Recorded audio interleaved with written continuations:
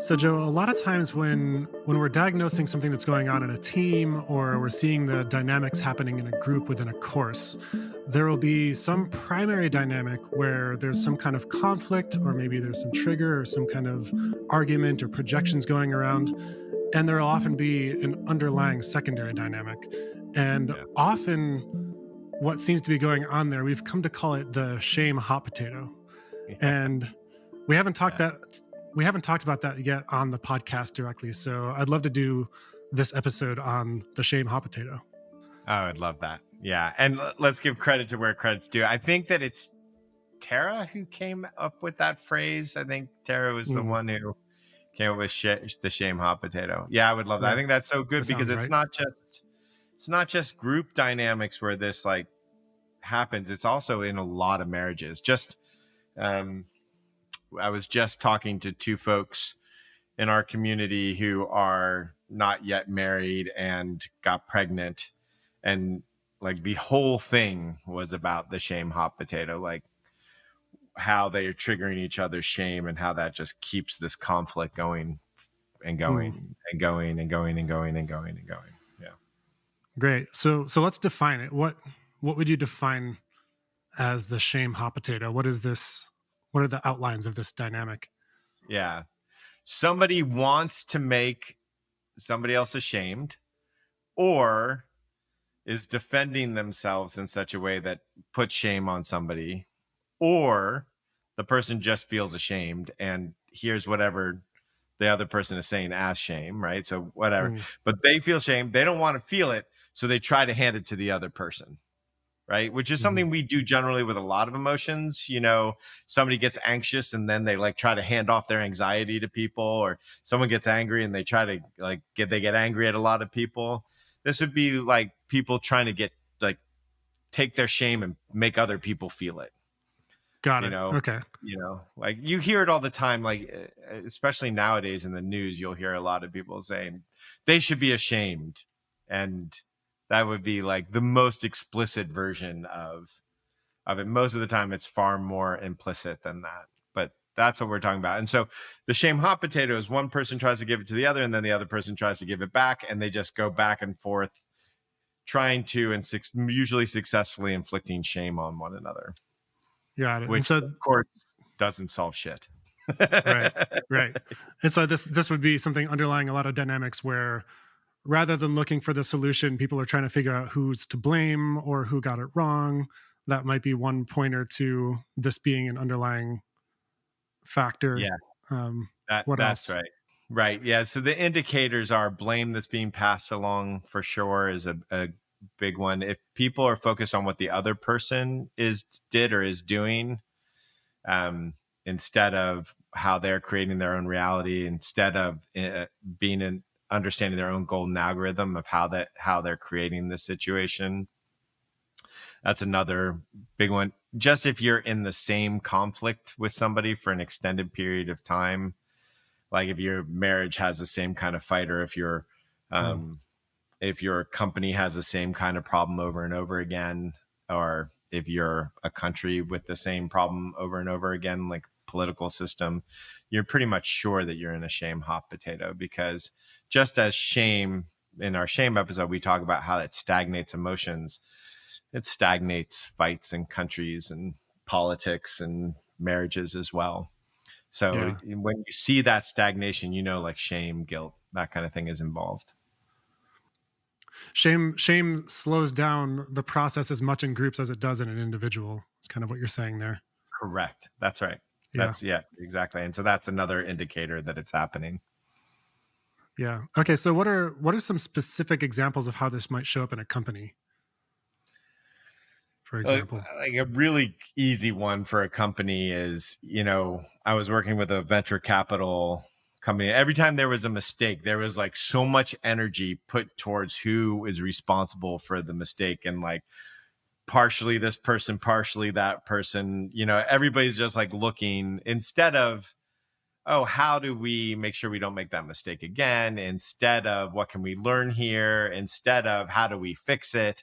It was who's to blame, and that was like the way that they processed mistakes. That would be a great example of shame hot potato. Another one that you see a lot is if you see like typically like maybe it's marketing has a conflict with the technology side of the business, or product has a problem with the sales side of the business, right? There's that conflict. If you see that conflict happening over and over again, typically what it is everybody's focused on what they don't have, what the other part of the team isn't giving them, instead Mhm. of being focused on their own resourcefulness. And so that's also a really good indicator that there's a shame hot potato happening, where everyone's trying to defend, oh, I'm not wrong, I'm not bad, but yet feeling wrong and bad. And I think that's a really critical point, is that if you need to convince somebody that you're not wrong or you're not bad, it means you feel like you're wrong and bad. It means you're in the shame. Like if somebody said to me, you're a horrible fucking father, that would not create shame in me. There's nothing in me that feels like, oh, I'm a horrible fucking father. Right. So that wouldn't create shame in Right. me. But if somebody said something that actually would trigger me, then something that I actually believed about myself, then there would be this need to defend myself typically. So the important thing there is that if you actually believe the thing, then you'll think you need to defend it. If you don't believe it, you won't need to defend it. So you have to buy into the shame to start really defending yourself.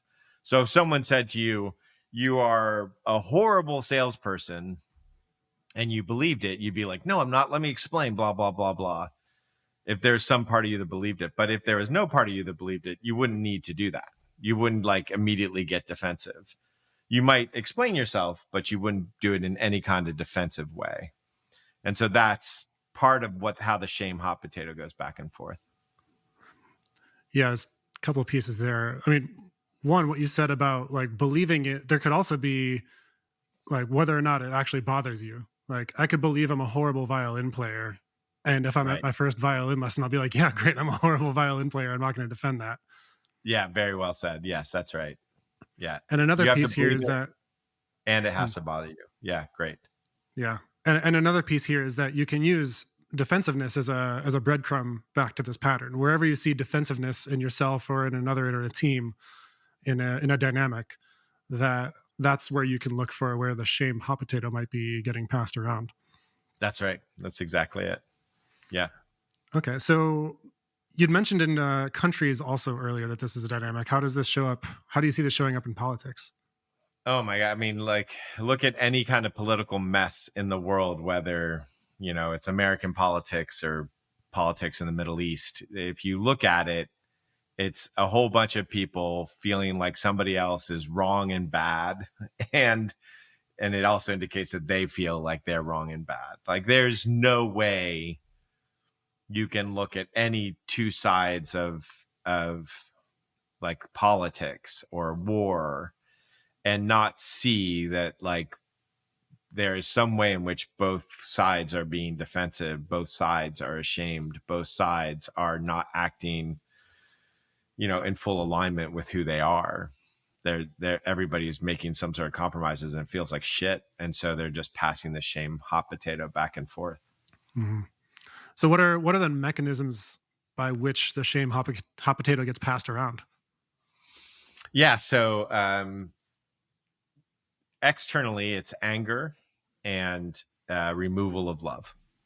So it's aggression, or passive aggression is the other way to say it. So, um, and and so anytime that you see that happening, let's take a marriage as an example, perfect example in a marriage, right? So one person typically gets more angry, one person typically removes love, sometimes both do it. This is like the way to feel ashamed. And the interesting part of this is that on a nervous system level, like often the only thing you have to do to make somebody feel like they're bad is get angry at them. It's not actually what you said. It's just like, oh, Mhm. if I get angry at you, a lot of people immediately go, oh, what did I do wrong? Mm. Or if you remove love they immediately go, ooh, what did I do wrong, on a nervous system level. And so that behavior going back and forth is just what passes the shame back and forth. So if you see that happening, if you see the defensiveness and the blame happening, the anger, the passive aggressive, then that's the emotional and nervous system mechanism for passing it back and forth. The intellectual mechanism of passing it back and forth is very much about like trying to figure out who the fuck is wrong, like Hmm. trying to figure out who did it wrong, and da, da, da, like, you know, like almost all of YouTube's political diatribes are people, you know, like making a case that the other side is wrong. Like, how often do you see a political diatribe saying, oh, here's how we might be able to correct ourselves? Here's it. Like, it's just like this constant defense. And so I remember this time in the marriage, with Tara and I marriage, where I had to come to the conclusion that she's always right. That Hmm. from her point of view, she is right. Her truth is right. It is something that I should seek to understand. Should is a strong word, but if I seek to understand how what she's saying is true for her, it is a completely different discussion than if I am trying to show her how she's mistaken. Right. It's a Yeah. The latter really does not work very well. It does not work. People seem to repeat it though, and they particularly repeat it because it's effective at passing on the shame. Okay, so I've proven to you that you're wrong. The other person feels ashamed, and it's like somehow there's this like surrogate of relief. There's like this kind of relief. It's like the kind of relief that like a video game gives you. It's like, oh, you can be out of it, but it never really actually heals the pattern.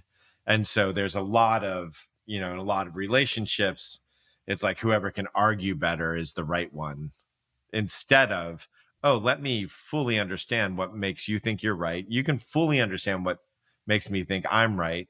And together we can both learn how to grow and become better people from it. That's when you're not passing the shame hot potato. And so that's the intellectual side, is like the defensiveness, trying to justify your behavior, argue Yeah. for it, etc. Yeah. Both sides seeing the other can only happen if both sides are in agreement that there's not a that none of them are wrong. That there's just more awareness that can be brought to the situation, or that it's It not doesn't bad to be incorrect or that they need to be right.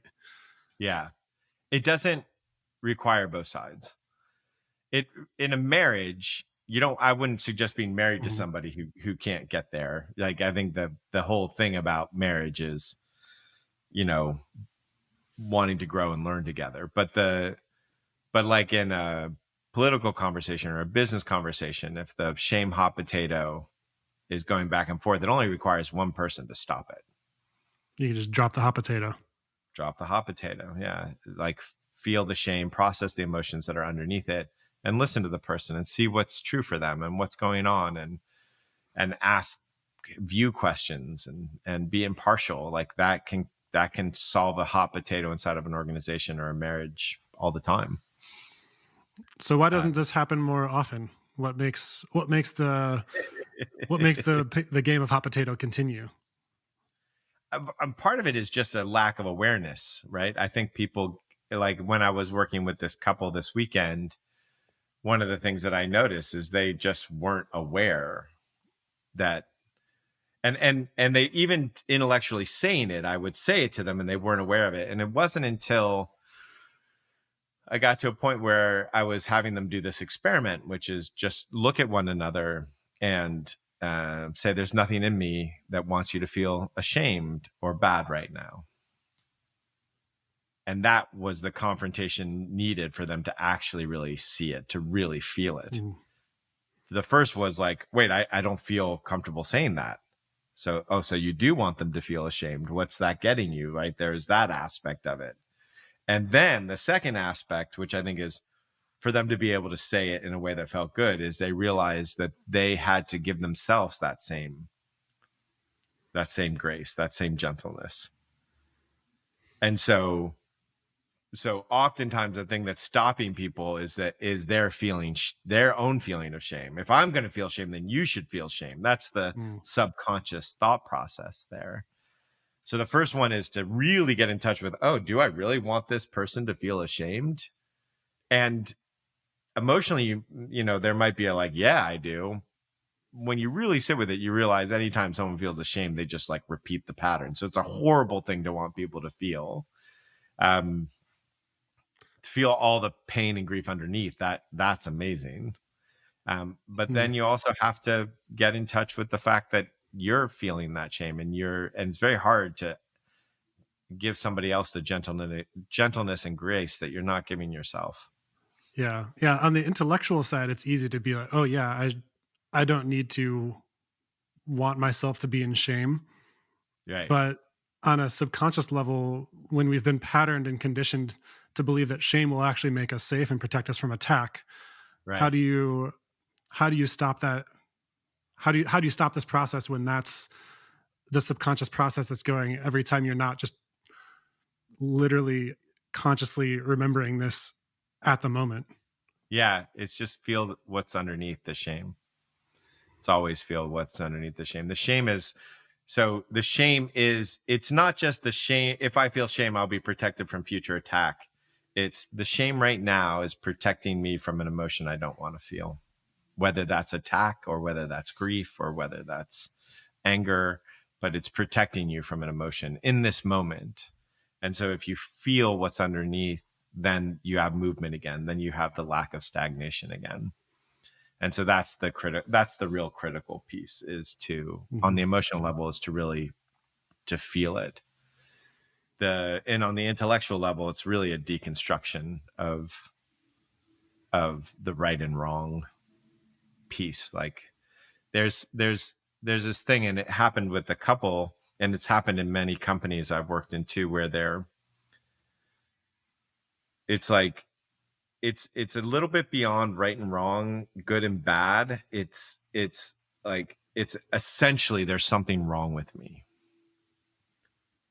And if you can and see that, right. So I'll give you a really good example. If you can see that there's not something um, inherently wrong with you, and that is like a great relief of the shame. And so I'll give you an example. Um, I or anybody gets angry at one of their kids. Now, Okay. there's another parent, the kid could do the same thing. So let's say the kid spills milk, one parent gets angry, one parent doesn't. The kid hasn't essentially done anything wrong, but they're going to feel wrong if their parent gets angry. They're not going to feel wrong if their parent doesn't get angry. Right. And so if you look at anything that you've done, there's somebody on this planet that's going to have understanding for that, who's going to have gentleness for that. So there's some world in which like you never deserve the punishment. There's some world in which you're not essentially wrong. And so if you can see that, if you can see like, oh yeah, I made a mistake, but that doesn't mean I'm bad. It doesn't mean I didn't have good intentions underneath. It doesn't mean that I'm not trying. If you can give yourself that like level of relief, I'm not saying that you don't want to fix it. I'm not saying that you don't want to, take action to like understand yourself more clearly and to not repeat patterns that are destructive. I'm not saying any of that. I'm just saying that essence of I'm bad, I'm wrong because I Mhm. did this.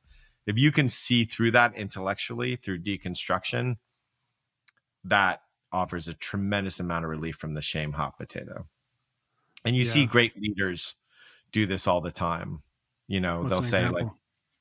oh, we're not going to spend any time figuring out who's to blame. We're going to spend time figuring out how to make sure this doesn't happen again, is Mm, the way that a leader would happen. Or another one would be a leader in an upright saying, the whole thing is my responsibility. I'm the leader. I take full responsibility. Now, how are we going to fix it? Like somebody who can show that I can take responsibility for this and I don't have to be ashamed in the taking of responsibility. I can be wrong and I don't need to take on any kind of shame. That's the kind of leader we really want to follow. the buck stops here was the famous, what was it, Eisenhower or Truman? I can't remember, but like it was on the desk. It's like I'm the one responsible. That shows people that shame, this isn't about shame. This is just about taking responsibility. Yeah, and one thing I'm curious about here is if you do the intellectual deconstruction on the belief system of that I'm bad or wrong, but it still Yeah. exists somewhere deep somatically, then my Yeah. taking responsibility for it could still be done in a subtly shamey way that I might not see. What do I do Correct. about that? Like, let's say I've done something that I, on some deep moral level, legitimately believe is wrong, like I've stolen something or I've hurt somebody intentionally. Yeah. And intellectually, I'm like, okay, yeah, I'm not bad and wrong, but every fiber in my being feels wrong about it. Then what do you do Yeah. in that kind of situation? Yeah. It's a great question. So again, the most important thing is to feel the emotion that's underneath that. So if you've done something that you really feel is essentially bad, so a way that you don't want to be, then there's probably a tremendous amount of grief there and probably a tremendous amount of helplessness. And if you feel that grief and helplessness, then the behavior is far more likely to stop than if you feel shame. I know I've said it before on the podcast, but shame is the lock that holds the chains of bad habits in place. And so if you get into a shame cycle, it's a stagnation and you're more likely to repeat that Hmm. behavior. So, but feel the emotions that are underneath, and that's going to make a significant difference. Also, if you think about it as a kid, if you tell a kid they're naughty all the time, they're going to start behaving naughty. If you tell a kid they're dumb all the time, they're going to behave dumb. Same if you do it to yourself, if you label yourself that way. So whether it's true or not true is somewhat irrelevant. What's relevant is what's effective. Like, what's the Yeah. effective way to, like, we all know that companies that are constantly blaming one another are less effective than companies where everybody takes responsibility. Same thing with us. Like, it's the same thing. If we're constantly blaming ourselves, we are less effective than if we take responsibility in a non-shameful way, not Yeah. responsible like I'm bad, see, so it is very much an upright, very empowered. I mean, that's the other thing about it is when somebody says the buck stops here, or when somebody says, no, I'm not going to defend myself around that like I won't be defensive. um then then it's a deeply empowering act. It's scary to do at the moment because you're like, oh my God, I'm going to give, someone's going to take advantage of me. But when you do it, you realize, oh, like nobody, if you don't defend yourself, nobody can attack you. It's like I think it's a Zen who have the thing of like, if you're being attacked by a sword, be the ocean. Like there's no defense in the ocean. Dude. Like they can whack away at it. They'll just tire themselves out. And it's Right. actually, as you know, I've been on Twitter for the last couple months, actually me on Twitter, instead of just having some like dormant account. And it's one of my favorite parts about Twitter is that occasionally I get crazy attacked, and I'm like, oh wow, and I'm like, oh, how do I be undefended here? How do I like? And oftentimes I can like laugh. Yeah, there's some guy named like Lurker McLurkface or something like that who was like trolling me, and I was like, oh wow, I get, and then I could just like laugh. And so it's just like there's something really sweet about that for me in social media. It's like this perpetual exercise about how to be non-defended in my Yeah. approach with I think people. a big part of the journey here is getting down to the nuance of when I'm feeling what's underneath the shame, how do I notice if there's still a little bit of shame in it? Because somebody could receive whatever attack on Twitter or X and they can laugh, and the laugh could be defensive. The laugh could be Yeah. like over the top, like power over the other person. The laugh could be just like, laughing at the way that I was wrong, maybe, or Yeah. like arrogant Yeah. or You something. don't, yeah, that's great. If you don't feel empowered and invigorated, then Mhm. you're still in it. You're still in the shame. Yeah, so that's another piece here is like if I'm feeling perhaps the grief that's underneath the shame, Yeah. somewhere in there, if I'm not also feeling empowerment, If the process doesn't lead you if to the process, empowerment. Yeah, if the process Yeah. doesn't lead to empowerment. So there could also be a fear of feeling empowerment too. If I feel empowerment, I should instead feel shame to block that, Yeah. because that might have been something that I was conditioned in my past That happens to a not lot. feel or That display. happens a Yeah. lot. Yeah. Yeah. Good catch. Yeah. At the end of the day, you don't have to worry about it too much because you can just act on the shame that you can sense. And the more you act on that, the more you sense the shame. Shame is an incredibly stagnating and shitty feeling. But And act on it, you so, mean not acting it out, but you mean like loving the shame and correct. inquiring and seeing what's beneath it. And Yeah, exactly. yeah. Thank you. Yeah. If you give the attention to the shame, then you just become more and more sensitive to it and becomes more and more unacceptable for yourself or others. Like when I see somebody else in shame, it's just like for me, it's like, oh no, oh no. Like if I'm interacting with somebody and I see their shame, I'm like, oh no, like here it is, like this is going to be dramatic. You know what I Mm. mean? And so I there's nothing in me that wants anybody to be ashamed. I don't want to stop it. If they feel ashamed, that's their role. That's what they need to do and get through whatever they're getting through. But like the idea of like I want you to be ashamed because somehow I think that's going to stop something, you know, like look at what human beings do and you know that they feel ashamed if they do some of the crazy stuff that human beings do. You can't not, unless you're, you know, maybe one of those few sociopaths, you can't not feel ashamed doing it. It's why people who do some of the most horrific stuff have to be high all the time or drunk all the time or, you know, on methamphetamine all the time. If you look at like what wars do to people, heroin all the time, because it just we have this feeling of shame in us and it just it perpetuates the whole thing instead of feeling the grief underneath it. Like There's a section. if you look at a war, if I took a war situation and I could snap my fingers and everybody could fully feel the grief and the anger and the helplessness of that war, everybody, top to bottom of both sides of the war would be done. It'd be over. Mhm. It's the fact that everybody can't do that and they're in shame that perpetuates the whole thing. And that's true with a marriage or in a company. So I guess that's another way to look at it is like if you're in a war with yourself, if you're in a war in your marriage, if you're in a war in the company, like that's an indicator of shame.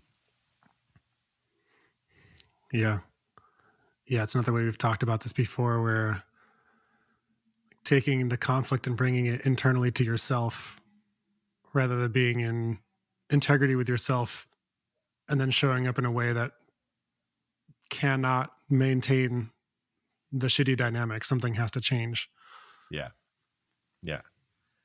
That's right. And the other thing that's really important in my experience is I've gone through a couple stages in my life where the only thing I could do was be non-defended. The only thing that I could do is just every day show up and say, I'm sorry. Or, you know, like I accept full responsibility. I'll take on all of the blame and shame from you. I won't take it on. I won't give it to myself, but I'll take all of that on. And to me, that has been like the biggest gift of my life by far as an emotional process. My kids, my wife, obviously bigger gifts, but the as far as an emotional process, it has been a gigantic gift for me. It's it like it erodes away. We're all narcissistic on some level, but it erodes away our narcissism so quickly because it requires us to feel. If we do that, we have to feel all the stuff and narcissism to a large part is just not feeling feelings on the emotional level. On the intellectual level, it's very Mm. much about each of our narcissisms, the way that we put ourselves above others. quietly or Yeah, outright. and I And could see that being exactly the way this is done too. Somebody could be coming from the savior, like, "Okay, I'm gonna take on everyone's shame. I'm gonna process it. I'm gonna be the one who's better here." And that what happens then? and How do you do it the way you just described, not this other and way? just What's notice what you just did is you took all the emotion out of your voice to be able to maintain that role. You went, I'm going to be the one. Da, da, da, da, da. I'm controlling my emotional state. It's Uh-huh. the opposite of that. It is the oh, it is the like feeling all the pain, feeling the helplessness. And so I love the metaphor of Jesus in this particular way Mm, because it's like he didn't just get on the cross in the metaphor. He, why have you forsaken me? He felt the pain. Like it wasn't just like, I'm great. This is no problem. We're all going to be in kingdom of God today. Like it was, it was like he felt all of that struggle. And the result in that metaphor, the result is that like there is a death of the personality. And right, like so the sense of self dies through that process. That undefended process is mm, like it is like it is the one of the quickest ways I know to to like burn through our false mhm. sense of self. Yeah. Death after death after death until eventually the capacity begins to emerge to allow somebody to be wrong on the internet.